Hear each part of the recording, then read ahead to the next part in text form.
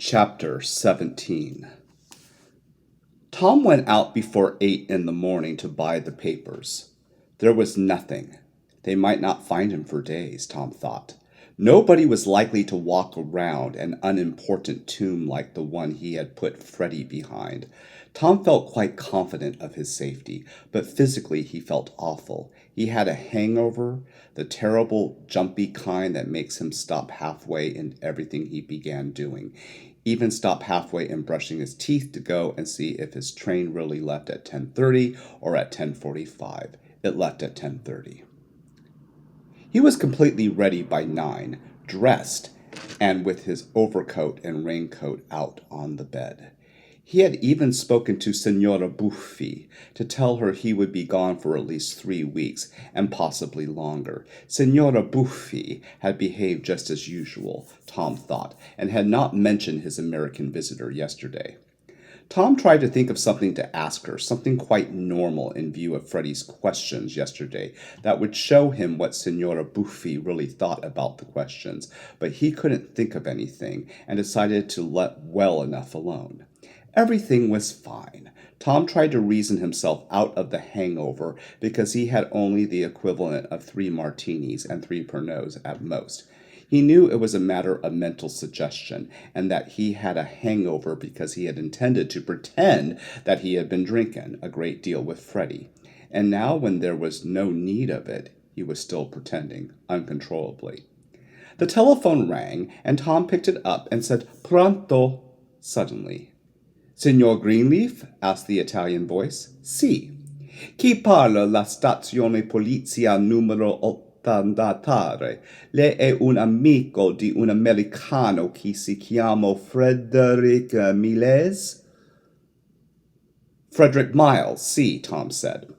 The quick, terse voice stated that the corpse of Frederick Miles had been found the morning on the Via Appia Antica, and that Signor Miles had visited him at some time yesterday. Was that not so? "Yes, that is so." "At what time exactly?" "From about noon to perhaps 5 or 6 in the afternoon. I'm not quite sure." "Would you be kind enough to answer some questions?" "No, it is not necessary that you trouble yourself to come to the station. The interrogator will come to you. Will 11 o'clock this morning be convenient?" "I'll be glad to help if I can," Tom said in a properly excited voice. "But can the interrogator come now? It is necessary for me to leave the house at 10 o'clock. The voice made a little moan and said it was doubtful, but they would try. If they could not come before 10 o'clock, it was very important that he should not leave the house. "Va bene," Tom said acquiescently, and hung up. Damn them! He missed his train and his boat now. All he wanted to do was get out, leave Rome, and leave his apartment. He started to go over what he would tell the police. Was all so simple it bored him. It was the absolute truth. They had had drinks. Freddie had told him about Cortina. They had talked a lot, and then Freddie had left, maybe a little high, but in a very good mood. No, he didn't know where Freddie had been going. He had supposed Freddie had a date for the evening. Tom went into the bedroom and put a canvas, which he had begun a few days ago, on the easel. The paint on the palette was still moist because he had kept it under water in a pan in the kitchen. He mixed some more blue and white and began to add the grayish-blue sky. The picture was still in Dickie's bright reddish browns and clear whites, the roof and walls of Rome out of his window. The sky was the only departure, because the winter sky of Rome was so gloomy, even Dickie would have painted it a grayish-blue instead of blue, Tom thought. Tom frowned, just as Dickie frowned when he painted. The telephone rang again. "God damn it," Tom muttered, and went to answer it. "Pronto? Pronto, Fausto," the voice said. "Come sta?" And the familiar bubbling juvenile laughed. "Oh, Fausto, bene, grazie, excuse me." Tom continued in Italian in Dickie's laughing, absent voice. "I've been trying to paint, trying." It was calculated to be possibly the voice of Dickie after having lost a friend like Freddie, and also the voice of Dickie on an ordinary morning of absorbing work. "Can you have lunch?" Fausto asked. "My train leaves at 4:15 for Milano." Tom groaned like Dickie. "I'm just taking off for Naples. Yes, immediately in 20 minutes. If he could escape Fausto now, he thought, he needn't let Fausto know that the police had called him at all. The news about Freddie wouldn't be in the papers until noon or later. But I'm here in Roma. Where's your house? I'm at the railway station, Fausto said cheerfully, laughing. Where'd you get my telephone number? Ah, allora, I called up information. They told me you didn't give the number out, but I told the girl a long story about a lottery you won in Mongebello. I don't know if she believed me, but I made it sound very important. A house and a cow and, well, and even a refrigerator. I had to call her back 3 times, but finally she gave in to me. Allora, Dicky, where are you? That's not the point. I'd have lunch with you if I didn't have this train, but va bene, I'll help you carry your bags. Tell me where you are and I'll come over with a taxi for you. The time's too short. Why don't I see you at the railroad station in about a half an hour? It's the 10:30 train for Naples. Okay. How is Marge? Ah, immorato di te, Faust said, laughing. Are you going to see her in Naples? I don't think so. I'll see you in a few minutes, Fausto. Got to hurry. Arrivederci. Arrivederci, Dicky. Addio. He hung up. When Fausto saw the paper this afternoon, he would understand why he hadn't come to the railroad station. Otherwise, Fausto would just think they had missed each other somehow. But Fausto probably would see the paper by noon, Tom thought, because the Italian papers would play it up big. The murder of an American on the Appian Way. After the interview with the police, he would take another train to Naples after 4 o'clock. So Fausto wouldn't be still around the station and wait in Naples for the next boat to Mallorca. He only hoped that Fausto wouldn't warn the address out of information, too, and decide to come over before 4 o'clock. He hoped Fausto wouldn't land here just when the police were here. Tom shoved a couple of suitcases under the bed and carried the other to a closet and shut the door. He didn't want the police to think he was just about to leave town. But what was he so nervous about? They probably hadn't any clues. Maybe a friend of Freddie's had known that Freddie was going to try to see him yesterday. That was all. Tom picked up a brush and moistened it in a turpentine cup for the benefit of the police. He wanted to look as if he was not too upset by the news of Freddie's death to do a little painting while he waited for them, though he was dressed to go out because he had said he intended to go out. He was going to be a friend of Freddie's, but not too close a friend. Signora Buffi let the police in at 10:30. Tom looked down the stairwell and saw them. They did not stop to ask any questions. Tom went back into his apartment. The spicy smell of turpentine was in the room. There were 2, an old man in a uniform of an officer and a younger man in an ordinary police uniform. The older man greeted him politely and asked to see his passport. Tom produced it, and the officer looked sharply from Tom to the picture of Dickie, more sharply than anyone had ever looked at it before, and Tom braced himself for a challenge, but there was none. The officer handed him the passport with a little bow and a smile. He was short, middle-aged man who looked like thousands of other middle-aged Italians with heavy gray and black eyebrows and a short, bushy gray and black mustache. He looked neither particularly bright nor stupid. "How was he killed?" Tom asked. "He was struck on the head and in the neck by some heavy instrument," the officer replied, "and robbed. We think he was drunk. Was he drunk when he left your apartment yesterday afternoon?" Well, somewhat. We both had been drinking. We were drinking martinis and Pernod."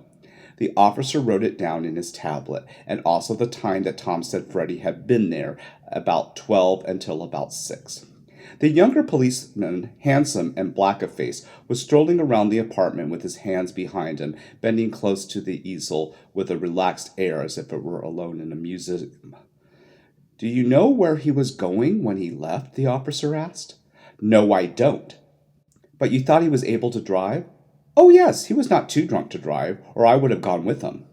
The officer asked another question that Tom pretended not quite to grasp. The officer asked it a second time, choosing different words, and exchanged a smile with the younger officer. Tom glanced from one to the other of them, a little restlessly. The officer wanted to know what his relationship to Freddie had been. "A friend," Tom said. "Not a very close friend. I had not seen or heard from him in about 2 months. I was terribly upset to hear about the disaster this morning." Tom let his anxious expression make up for his rather primitive vocabulary. He thought it did. He thought the questioning was very perfunctory and that they were going to leave in another minute or so. At exactly what time was he killed? Tom asked. The officer was still writing. He raised his bushy eyebrows. Evidently just after the signor left your house, because the doctors believe that he had been dead at least 12 hours, perhaps longer. At what time was he found? At dawn this morning by some workmen who were walking along the road. Dio mio, Tom murmured. He said nothing about making an excursion yesterday to us at the Via Appia when he left your apartment? No, Tom said. What did you do yesterday after Signor Millet left?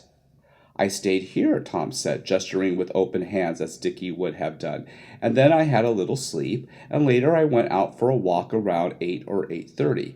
A man who lived in the house, whose name Tom didn't know, had seen him come in last night at about 9, and they had said good evening to each other. You took a walk alone? Yes. And Signor Millet left here alone? He was not going to meet anybody that you know of? No, he didn't say so. Tom wondered if Freddie had had any friends with him at his hotel, or whether he had been staying. Tom hoped that the police wouldn't confront him with any of Freddie's friends who might know Dickie. Now his name, Richard Greenleaf, would be in the Italian newspapers, Tom thought, and also his address. He'd have to move. It was hell. He cursed to himself. The police officer saw him, but it looked like a muttered curse against the sad fate that had befallen Freddie, Tom thought. So, the officer said, smiling, and closed his tablet. You think it was, Tom tried to think of the word for hoodlum. Violent boys, don't you? Or are there any clues? We are searching the cars for fingerprints now. The murderer may have been somebody he picked up to give a ride to. The car was found this morning in the vicinity of the Piazza d'Espagna. We should have some clues before tonight. Thank you very much, Signor Greenleaf. Di niente. If I can be of any further assistance. The officers turned at the door. Shall we be able to reach you here for the next few days in case there are any more questions? Tom hesitated. I was planning to leave for Majorca tomorrow. But the questions may be, who is such and such a person who is a suspect, the officer explained. You may be able to tell us who the person is in relation to the deceased, he gestured. All right, but I do think I knew Signor Miles that well. He probably had closer friends in the city. Who? The officer closed the door and took out his tablet. I don't know, Tom said. I only know he must have had several friends here, people who knew him better than I did. I am sorry, but we still must expect you to be in reach for the next couple of days, he repeated quietly, as if there were no questions of Tom arguing about it, even if he was an American. We shall inform you as soon as you may go. I am sorry if you have made travel plans. Perhaps there is still time to cancel them. Good day, Signor Greenleaf. Good day. Tom stood there after they had closed the door. He could move to a hotel, he thought, if he told the police what hotel it was. He didn't want Freddie's friends or any friends of Dickie's calling on him after they saw his address in the newspapers. He tried to assess his behavior from the police's point of view. They hadn't challenged him on anything. He had not acted horrified at the news of Freddie's death, but that jibbed with the fact that he was not especially close friends of Freddie's either. No, it wasn't bad, except that he had to be on tap. The telephone rang, and Tom didn't answer it because he had a feeling that it was Fausto calling from the railroad station. It was 11:05, and the train for Naples would have departed. When the phone stopped ringing, Tom picked it up and called the Inghilterra. He reserved a room and saw he would be there in about half an hour. Then he called the police station.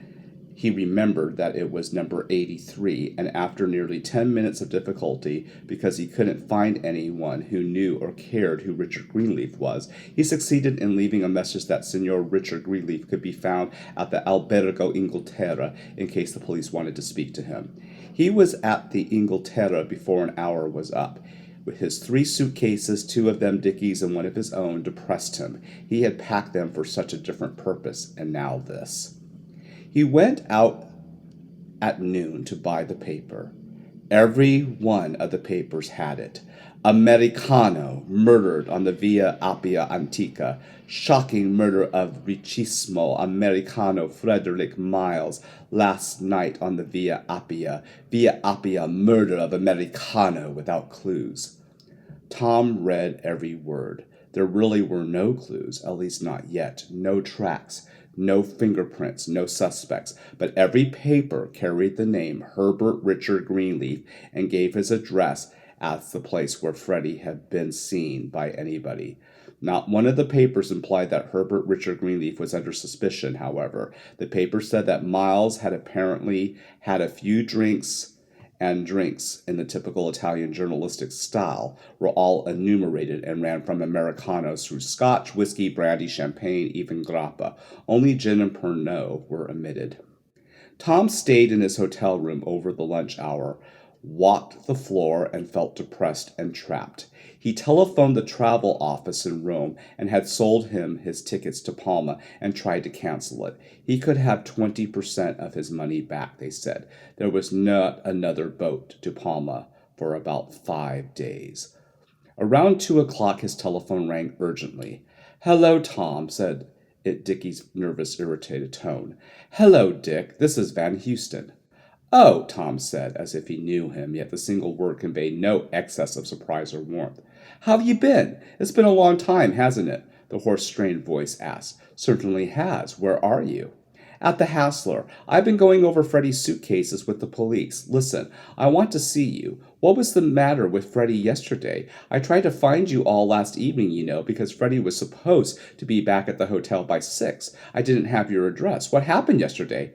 "I wish I knew. Freddie left the house around 6. We both had taken quite a lot of martinis, but he looked capable of driving, or naturally I wouldn't have let him go off. He said he had his car downstairs. I can't imagine what happened, except he picked up somebody to give them a lift, and then a gun got pulled on him or something." "But he wasn't killed by a gun. I agree with you, someone must have forced him to drive out there, or he blotted out, because he'd have had to get clear across town to get to the Appian Way. The Hassler's only a few blocks from where you live." "Did he ever black out before, at the wheel of a car? Listen, Dickie, can I see you? I'm free now, except that I'm not supposed to leave the hotel today." "Neither am I." "Oh, come on, leave a message where you are and come over." "I can't, Van. The police are coming over in about an hour and I'm supposed to be here. Why don't you call me later? Maybe I can see you tonight." "All right, what time?" "Call me around 6. "Right. Keep your chin up, Dickie. You too." "See you," the voice said weakly.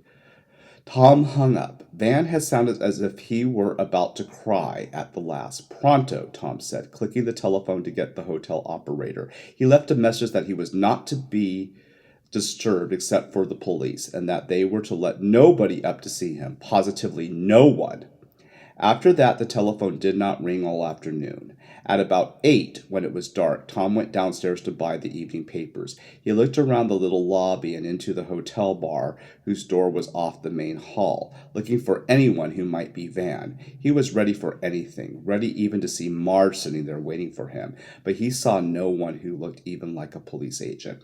He bought the evening paper and sat in a little restaurant a few streets away, reading them. Still no clues. He learned that Van Houston was a close friend of Freddie's, aged 28, traveling with him from Austria to Rome on a holiday that was to have ended in Florence, where both Miles and Houston had residence, the paper said.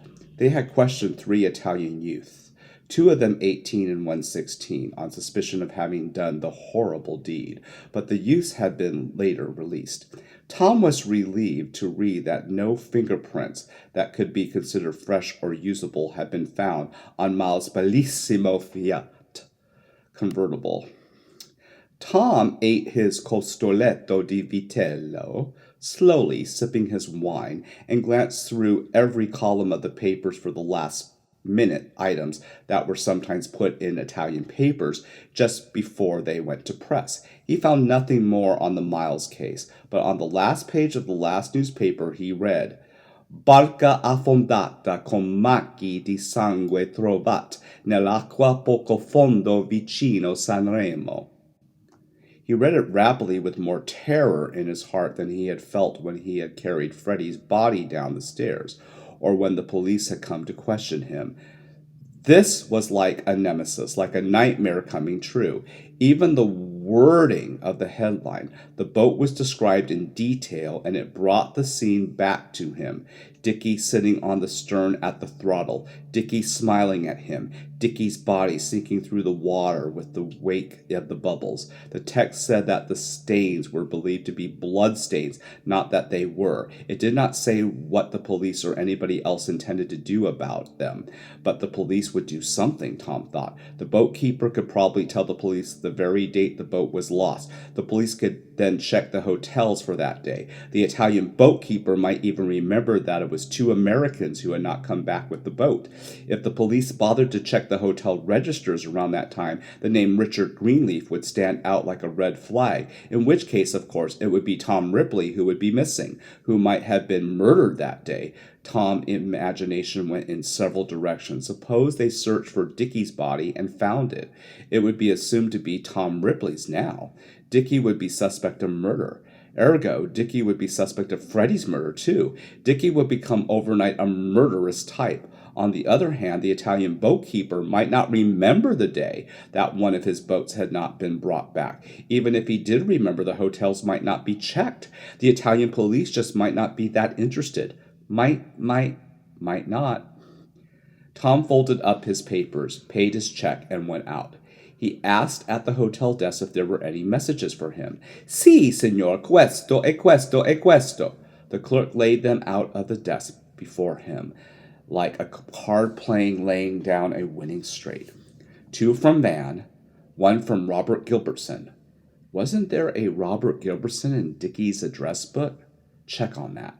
1 from Marge. Tom picked it up and read in Italian carefully. Signorina Sherwood had called at 3:35 p.m. and would call again. The call was long distance from Mongebello. Tom nodded and picked them up. Thanks very much. He didn't like the look of the clerk behind the desk. Italians were so damned curious. Upstairs, he sat hunched forward in an armchair, smoking and thinking. He was trying to figure out what would logically happen if he did nothing, and what he could make happen by own actions. Marge would very likely come to Rome now. She had evidently called the Roman police to see his address.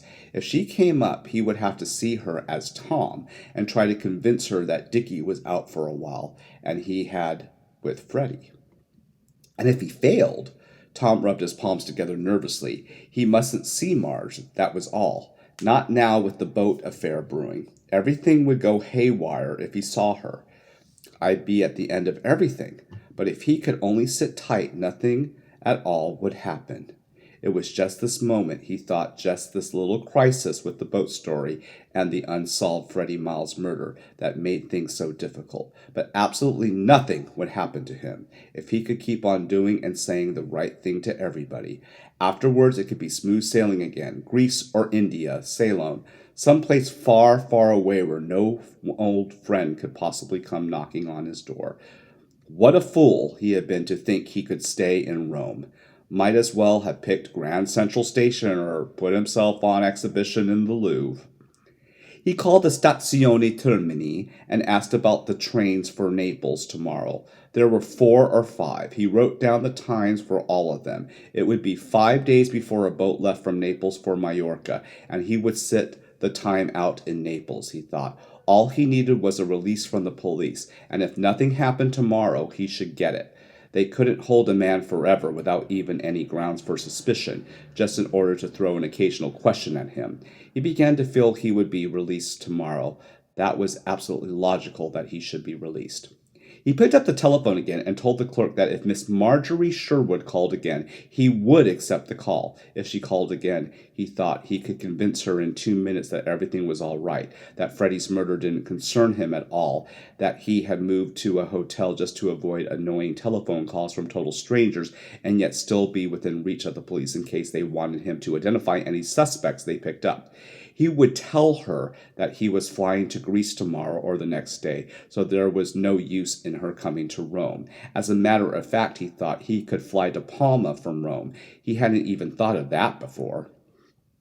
He lay down on the bed, tired but not ready to undress, because he felt that something else was going to happen tonight. He tried to concentrate on Marge. He imagined her at this moment sitting in Giorgio's, or treating herself to a long, slow Tom Collins in the Miramare bar, and debating whether to call him up again. He could see her troubled eyebrows, her tousled hair, as she sat brooding about what might be happening in Rome. She would be alone at the table, not talking to anyone. He saw her getting up and going home, taking a suitcase and catching the noon bus tomorrow. He was there on the road in front of the post office, shouting to her not to go, trying to stop the bus, but it pulled away.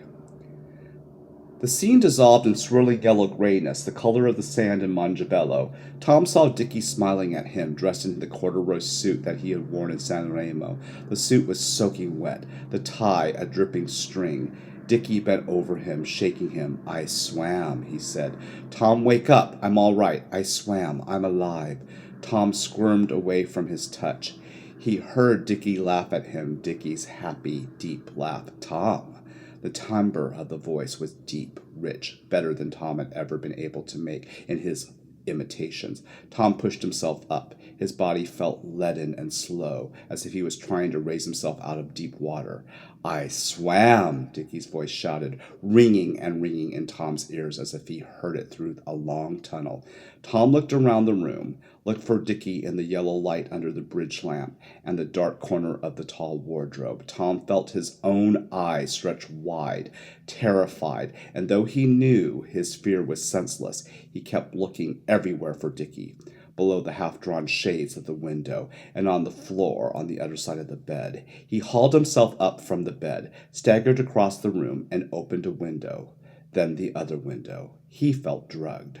Somebody put something in my wine, he thought suddenly. He knelt below the window, breathing the cold air in, fighting the grogginess as if it were something that was going to overcome him if he didn't exert himself to the utmost. Finally, he went into the bathroom and wet his face at the basin. The grogginess was going away. He knew he hadn't been drugged. He had let his imagination run away with him. He had been out of control. He drew himself up and calmly took off his tie. He moved as Dickie would have done, undressed himself, bathed, put his pajamas on, and lay down in bed. He tried to think about the Dickie would be thinking about. His mother. Her last letter had enclosed a couple of snapshots of herself and Mr. Greenleaf sitting in the living room over coffee. The scene he remembered from the evening he had had coffee with them after dinner. Mrs. Greenleaf had said that Herbert had taken the picture himself by squeezing the bulb. Tom began to compose his next letter to them. They were pleased that he was writing more often. He must set their minds at rest about the Freddie's affair, because they knew of Freddie.